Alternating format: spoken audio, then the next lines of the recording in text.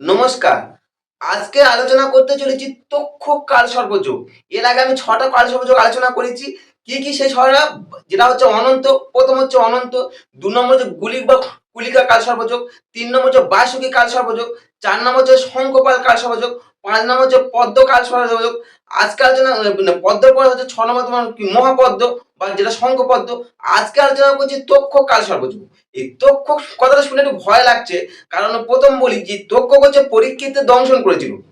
মহাভারতে যে পরীক্ষিতকে দংশন করেছিল তক্ষ সর্পরা। এবার সেটা নিয়ে আপনারা পুরো ডিটেলস জানতে পারবেন, কেন দংশন করেছিল, কি জন্য করেছে সেটা জানতে পারবেন। আর এই যুগে আপনার স্পেসিফিক জন্ম হলে কেন বা জ্যোতিষ শাস্ত্র তক্ষকে কেন গুরুত্ব দিল সেটাও আলোচনা করব। এবং আমরা এর থেকে বেরিয়ে কিভাবে আমরা পরিত্রাণ করবো সেটা আলোচনা করব।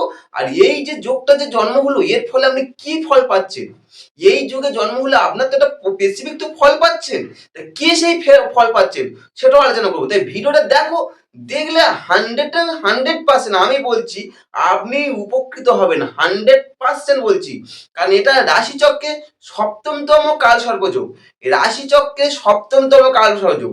এর আগে আমি ৬টা আলোচনা করেছি, আশা করছি আপনারা দেখেছেন, দেখে আপনারা উপকৃত হয়েছেন। এটাও দেখুন, দেখলে 100% বলছি আপনি উপকৃত হবেন, 100% তক্ষ কাল সর্পযোগ।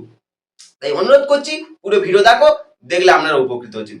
প্রথম হচ্ছে বলি, এই যে কোনো কাল সর্পযোগ, কাল সর্পযোগ যাই হোক, ঠিক আছে, সব কাল সর্পযোগ শুভত্ব দেয় না, সব কাল সর্প অশুভত্ব দেয় না, নানা রকম নেগেটিভ কথা শুনবেন, অনেক জ্যোতিষী আসবে আপনাকে বলবে আমরা যোগ্য করে রাখবো, নানা রকম কথা বলবে। কিন্তু আমি বলি যে কাল সর্পযোগ সবকিছু নেগেটিভ না, সবকিছু পজিটিভ না। পজিটিভ আছে তার নেগেটিভ আছে। আমাদের যেমন, আর আমার যেমন, আমি বলুন আপনি বলুন যাই বলুন, আমার যেমন শুভ দিক আছে তেমনি অশুভ দিক আছে, তেমনি যে কাল সর্পের দোষ হবে তেমনি শুভ আছে অশুভ আছে। দোষ না, এটা যোগ, কাল সর্প যোগ। প্রথম কথা বলেছি, দেখুন কাল সর্প যোগে যদি আপনার জন্ম হয়, শুভত্ব কি পাচ্ছেন বলুন তো? আপনি অনেকটা কর্মঠ করে তুলবে, আপনাকে অনেক কর্মঠ করে তুলবে, ১ নম্বর। দ্বিতীয় নম্বর কি বলুন তো, এই যোগে আপনাকে মন সবসময় উচ্চাকাঙ্ক্ষী করে তুলবে, মনটাকে সবসময় উচ্চাকাঙ্ক্ষী তুলবে। ৩ নম্বর কি বলুন তো, এই যোগে আপনার আর্থিক দিকটা অনেকটা স্ট্রং করবে, ইকোনমিক কন্ডিশন যথেষ্ট স্ট্রং করবে। ৩ নম্বর। ৪ নম্বর কি বলুন তো, এই যোগটা আপনার একটা প্রতিষ্ঠা নিয়ে মান সম্মান প্রতিষ্ঠা দেবে, মান সম্মান প্রতিষ্ঠা দেবে, সেটাও দেবে। এই যোগে আপনার এই যে শুভত্ব গুলো পাচ্ছেন, এবার অশুভত্ব কি পাচ্ছেন? প্রত্যেকটা যোগে যেমন শুভ অশুভ আলোচনা করব, এটা অশুভত্ব কি? প্রথম হচ্ছে এই যোগে যার জন্ম হচ্ছে, যার যে কোনো কালসর্প যোগে জন্ম হোক না কেন, কালসর্প যদি জন্ম হচ্ছে, তাহলে আপনার জীবনে একটা স্ট্রাগল পূর্ণ জীবন হবে। সহজ সরল না, জীবনে স্ট্রাগল করবেন, স্ট্রাগল করে আপনার জীবনে পৌঁছতে হবে প্রথমত। দ্বিতীয়ত কি বলুন তো, এই যুগে যে জন্ম হয়, একটা মন সবসময় নেগেটিভ নেগেটিভ চিন্তার মধ্যে সবসময় গ্রো করবে।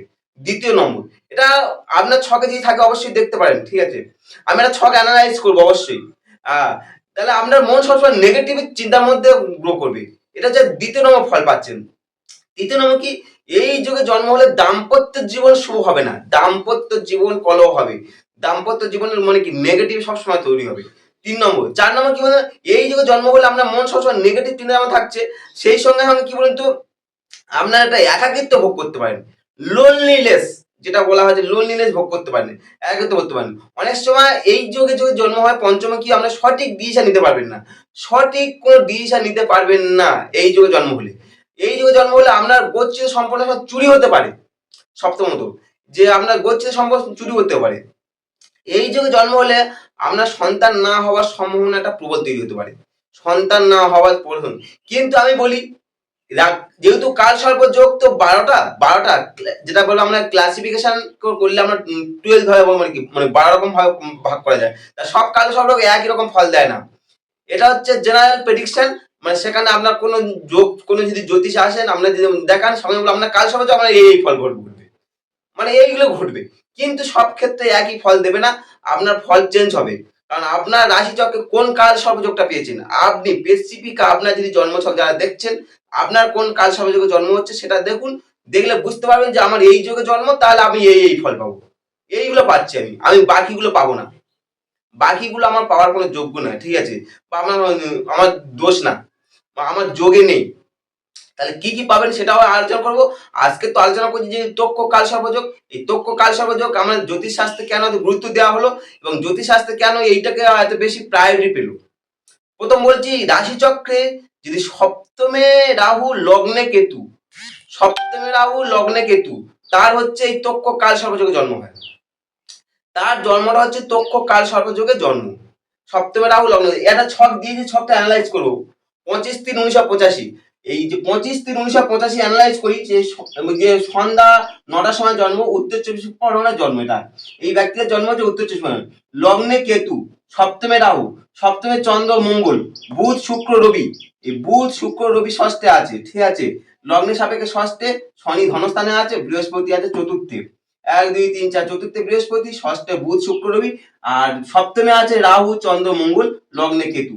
এই যে পুরো এই সাইডটা ফাঁকা, একটা সাইড পুরো ফাঁকা, বাকি একটা সাইডে গ্রহগুলো আছে। যখন দেখবে লগ্নে কেতু সপ্তমে রাহু বাকি সমস্ত গ্রহগুলো একটা সাইডে রয়েছে, তখন মনে করবেন, বুঝে নেবেন যে আমার এই হচ্ছে তক্ষ কাল সর্পযোগে আমার জন্ম হয়েছে। আপনি বুঝতে পারেন তখন আমার তক্ষ কাল সর্প জন্ম। এবার তক্ষ কাল সর্পটা আমি আলোচনা করি, এই তক্ষ কাল সর্পটা কি, তার কেন এত মাহাত্ম আছে আমাদের, তার কি মাহাত্ম আছে তক্ষ কাল সর্পযোগ। প্রথম বলি যে আমরা এই তক্ষ কাল সর্পের জন্ম হচ্ছে কদ্দুর গর্ভে। কদ্দুর গর্ভে অনন্ত নাগের ভাই, এরা হচ্ছে অষ্টনাগের একটা অংশ হচ্ছে তক্ষ। তক্ষ হচ্ছে কি বলুন তো, এ খুব শক্তিশালী এবং সব থেকে যদি মনে ক্ষতিকর সর্প থাকে এই যে তক্ষ। এবং মায়ের সঙ্গে একটা বনিবনা না হওয়ার জন্য তক্ষ তখন তিনি সর্প থেকে বিচ্ছিন্ন হয়ে যান। তক্ষক সর্প থেকে বিচ্ছিন্ন হয়ে চলে যায়, এবং চলে গিয়ে কোথায় যাচ্ছে, তখন হচ্ছে তোমার একটা খান্ডব বনে তোমার বসবাস করে। খান্ডব বনে বসবাস করে এই তক্ষ, কিন্তু খান্ডব বনে দীর্ঘদিন বসবাস করেছিল।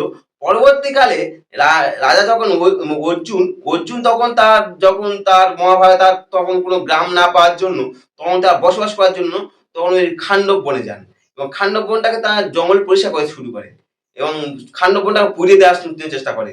তখন তক্ষক সেখানে কোন রকম প্রাণক্রমে সেখান থেকে বেরিয়ে আসে, বেঁচে বেরিয়ে আসে। তক্ষক স্পেসিফিক ওই খান্ডব বন থেকে তখন বেরিয়ে আসে। যখন খান্ডব বন থেকে বেরিয়ে আসে, তখন তিনি তখন পাতাল লোকে তখন তিনি গিয়ে বসবাস করতে শুরু করেন, অন্যান্য নাগেদের সঙ্গে তিনি পাতাল লোকে বসবাস শুরু করেন। এইটা হচ্ছে তক্ষক এইভাবে বসবাস করেন। এবার সম্বিকার পুত্র সিঙ্গি, সম্বিকার পুত্র সিঙ্গি রাজা জন্মেন পরীক্ষিতকে অভিশাপ দেয়। রাজা পরীক্ষিতকে সম্বিকার পুত্র সিঙ্গি, আপনার মনে রাখুন এটা, সিঙ্গি যখন অভিশাপ দিয়েছিল আপনার পরীক্ষিতকে, তোমার দংশ হবে তক্ষকে, তার অভিশাপ দিয়েছিল। অভিশাপের ফলে যে তোমার যদি মৃত্যু হয়, তক্ষকে দংশনের ফলে মৃত্যু হবে। এটা সেরা অভিষিক্ত হয়েছিল, মানে কি অভিশপ্ত হয়ে গেছিল। তখন অভিশাপ দেওয়ার ফলে তখন সেই অনুযায়ী তার সময় অনুযায়ী তখন তার দংশন হয়। তক্ষক তাকে দংশন করে, যেহেতু তার অভিশাপ ছিল সেই হিসাবে দংশন হয়। হওয়ার পরে যে পরীক্ষিতের, তখন রাজা পরীক্ষিতের মৃত্যু হয়। রাজা পরীক্ষিতের যখন মৃত্যু হয়, তখন কি করলো, তোমার তার পরীক্ষিতের পুত্র, ঠিক আছে, জন্মেঞ্জয়, তখন সমস্ত সর্পদেরকে নিধন করা শুরু করলেন। তিনি এই সমস্ত সর্পদের নিধন করার জন্য তিনি একটা কি করলেন, যজ্ঞ করলেন, যজ্ঞ করতে শুরু করলেন, যে সমস্ত সর্পদেরকে তুমি মানে কি করবে, তোমার নিধন করবে। এবং সমস্ত সর্প নিধন করতে তিনি যখন যজ্ঞ করলেন, এবার হাজার হাজার সর্প এসে তখন ওই যজ্ঞস্থলে আগুনে আহুতি দিতে শুরু করলো, কারণ যেহেতু যজ্ঞের আহুতি দিতে থাকলো। যখন যজ্ঞের আহুতি দিল, তখন কি বলুন তো, এবার তখন তক্ষকের পালা এসে গেছে। তখন কি ইন্দ্রের শরণাপন্ন হয়। ইন্দ্রের যখন শরণাপন্ন হয়, তখন ইন্দ্রের নির্দেশে তখন হচ্ছে আস্তিক মুনি সেখানে উপস্থিত হয়। আস্তিক মুনি সেখানে গিয়ে উপস্থিত হয়। তাহলে গল্পটা ভেবে দেখুন, আমরা পৌরাণিক কাহিনী কত সুন্দর, গল্পটা দেখুন। এবং আস্তিক মুনি সেখানে উপস্থিত হয়। আস্তিক মুনির নির্দেশে তখন জন্মঞ্জয় সেই এটাকে তোমার বন্ধ করে, সেই যজ্ঞটা তখন বন্ধ করে। আস্তিক মুনিটা কে, স্পেসিফিক আস্তিক মুনি, এই যে আমরা বলি প্রতিদিন, আমি যখন ভিডিওর মধ্যে বলছি যে আস্তিক মুনির নাম নেবে, কেন আস্তিক মুনির নামটা নেবে, আস্তিক মুনিটা কি, আস্তিক মুনি হচ্ছে তোমার বাসুকি নাগের ভাই, বাসুকি নাগের বোন, এবং এবং জারুৎকার মনির কাছে বিবাহ দেয়। বাসুকি নাগে তার বোনকে বিবাহ দিয়েছিল, নিজেদের বংশকে রক্ষা করার জন্য বিয়ে দিয়েছিল জারুৎকার মুনি। এই জারুৎকার মুনির মানে কি ঔরসে হচ্ছে তোমার বাসুকি নাগের বোনের গর্ভে সন্তান হচ্ছে আস্তিক মুনি। তাহলে বুঝা যায়, তাহলে জারুৎকার মুনির পুত্র হচ্ছে আস্তিক মুনি। সেইখানে বলেছি রাত্রে শয়নের সময় আমরা আস্তিক মুনি নাম নেই। আস্তিক মুনি নামে নিলে কি হয় বলুন তো, তাহলে সমস্ত সর্পরা যেহেতু মানে কি সমস্ত সর্পদেরকে নিধন থেকে রক্ষা করেছিল আস্তিক মুনি, তাই আস্তিক মুনি নাম নিলে আপনার সমস্ত মানে কি সর্পদের সমস্যা থেকে আপনি মুক্তি পাবেন। প্রথমত এই কারণে বলেছিলাম। এই হচ্ছে আমাদের গল্প। গল্প হচ্ছে তাহলে তক্ষক তখন যখন প্রাণরক্ষা পাচ্ছে বা জ্যোতিষশাস্ত্রে এই তক্ষককে যথেষ্ট গুরুত্বপূর্ণ, যথেষ্ট গুরুত্ব দিয়েছে। কি সেই গুরুত্ব? বলছে যে লগ্নের সাপেক্ষে লগ্নে কেতু সপ্তমে রাহু, বাকি সমস্ত গ্রহগুলো একটা সাইড হবে। বাকি সমস্ত গ্রহগুলো যখন একটা সাইড হবে তখন মনে করবেন যে আমার তক্ষ কাল সর্পযোগে জন্ম হচ্ছে, তখন আপনার তক্ষ কাল সর্প জন্ম হচ্ছে। প্রশ্ন হচ্ছে এই যে লগ্নে কেতু সপ্তমে রাহু বাকি সমস্ত গ্রহগুলো একটা সাইডে, এই যে আমার যে তক্ষ কাল সর্পযোগে জন্ম হলো, তা আমি কি এমন ভুল করেছি পূর্বজন্মে? প্রথম বলি যে পূর্বজন্মে ভুলের কাহিনী, আপনার এভরিথিং ইজ প্রিডেস্টিনি। পূর্বজন্মে কি ভুল করেছি? বলছে যে শাস্ত্র বলছে যে শ্রাবণ মাসে, পূর্বজন্মে শ্রাবণ মাসে কোনো সর্পকে হত্যা করেছেন কিভাবে? আপনার স্ত্রীকে রক্ষার্থে বা স্ত্রীর কোনো শুভার্থের জন্য বা শুভ অনুকূলের জন্য কোনো সর্পকে হত্যা করেছেন, এবং সেখানে তার নাগ নাগিনী অবস্থা ছিল। সেখানে আপনি কোনো তার অপোজিট সেক্সে, বিশেষ করে আপনার নাগ বা নাগিনীকে কাউকে আপনি হত্যা করেছেন, দুজনের মধ্যে কোনো একটা কাউকে হত্যা করেছেন, যার ফলস্বরূপ আপনার এই যোগে জন্ম হচ্ছে, এই তক্ষ কাল সর্প যোগে জন্ম হচ্ছে। এইটা হচ্ছে মূল কারণ। পূর্বজন্মের কাহিনীটা বলে দিলাম।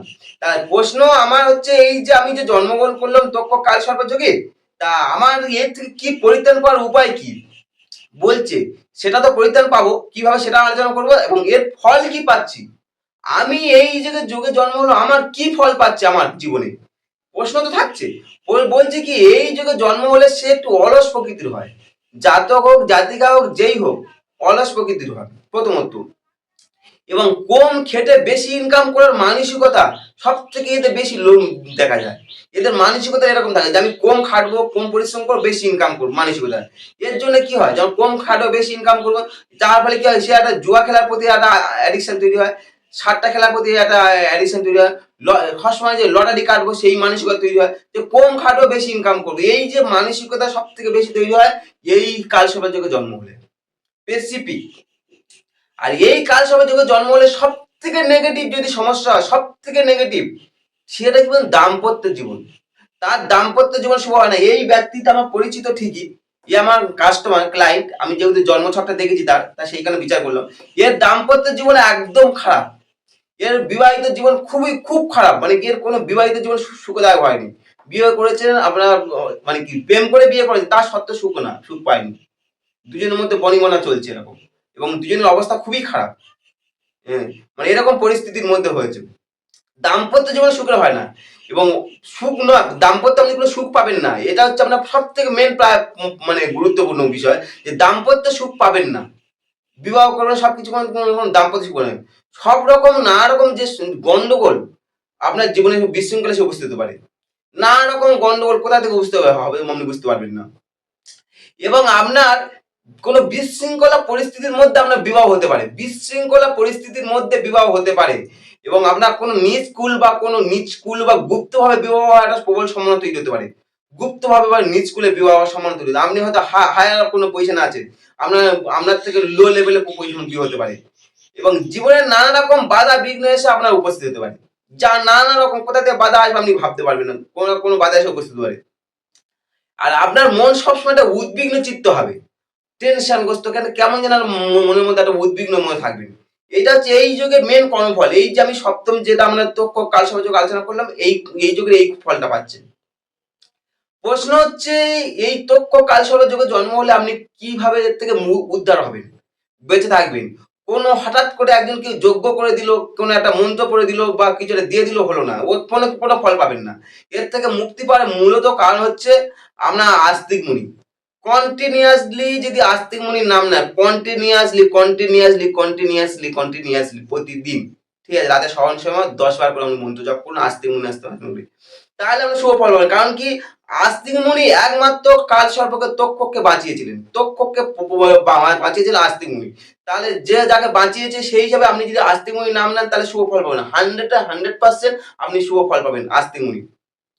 মা মনসা পুজো করতে পারেন, সেখানে আপনি সব শুভ ফল পাবেন, কারণ মা মনসা সমস্ত নাগেদের দেবী বলা হয়, সেই হিসাবে দেবী হিসাবে বলা হয়। এবার যেহেতু কদ্দুর গর্ভে জন্ম হলে কি হবে, কি মা মনসার সমস্ত নাগেদের দেবী সেই হিসাবে করতে পারেন। নাগ পঞ্চমীর দিনে আপনি কোনো দুধ কোলা দিয়ে কোনো সর্পকে খাওয়াতে পারেন, বা আপনি কোনো পূজা অর্চনা করে কোনো একটা সর্পকে মানে তৈরি করে, রূপোর সর্প করে তৈরি করে সেখানে আপনি গঙ্গা জলে ভাসিয়ে দিতে পারেন, সেটা শুভ ফল পাবেন। বা আপনার শ্রাবণ মাসে আপনার মানে কি ভগবান আমাদের শিবকে আপনি পুজো করতে পারেন। শিবেরকে যে ষোড়শ উপচার পুজো করতে পারেন। ষোড়শ উপচার পুজো করলে আপনার সেখানে সমস্ত নেগেটিভ কেটে আপনার পজিটিভ তৈরি হতে পারে। বা আপনি কন্টিনিউ মৃত্যুঞ্জয় মন্ত্র জপ করুন, করলে সেখানে শুভ ফল পাবেন। এইগুলো করুন, করলে আপনি এই যোগ থেকে মুক্তি পাবেন। আর বাকি আপনি যাই কিছু করুন, ঠিক আছে?